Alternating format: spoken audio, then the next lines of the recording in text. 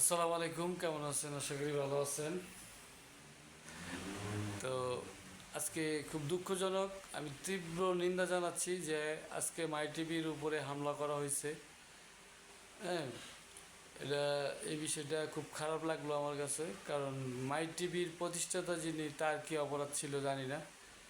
একজন একজনের সাথে একজন যদি কোনো সম্পর্ক ডিসকানেক্টেড হয়, তারপরেও এত বড় ক্ষতিটা আমার পক্ষে, আমার বিবেকে বাধা দেয় যে এত বড় ক্ষতিটা কেন করলো।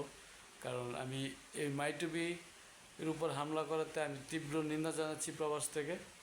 এবং তহিদ আফ্রিদিকে যারা চিনেন এবং যারা ফ্যান ফলোয়ার আছেন, তাদের উদ্দেশ্যে বলছি যে প্লিজ ভাই, তহিদ আফ্রিদির পাশে আপনারা থাকবেন।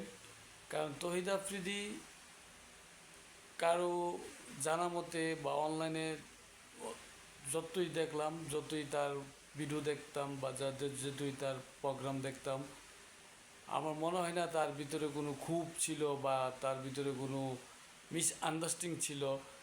আমি যতটুকু জানি, তার যদি মিসআন্ডারস্ট্যান্ডিং থাকতো তাহলে 50 লক্ষ ফলোয়ার হওয়ার সম্ভাবনা ছিল না। 50 লক্ষ সাবস্ক্রাইবার হওয়ার কোনোই প্রশ্ন ওঠে না, কারণ সে এখন বাংলাদেশের এক নম্বর, অনলি ওয়ান, এক নম্বর তহিদ আফ্রিদি ইউটিউবার।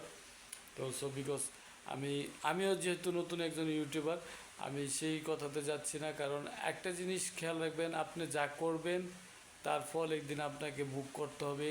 যেমন কর্ম তেমন ফল। আমি তীব্র নিন্দা জানাচ্ছি আবারও যে যারা মাই টিভির উপরে হামলা করছেন তাদেরকে। আর বিশেষ করে আমি তহিদ আফ্রিদি ভাইকে বলবো যে ভাই, তুই নিরাশ হইস না। কারণ বুকে বল রেখে সামনের দিকে এগিয়ে যাও। কারণ তোমার বাবা এই প্রতিষ্ঠানটা গড়তে অনেক কাঠখড় পাড়ি দিছে।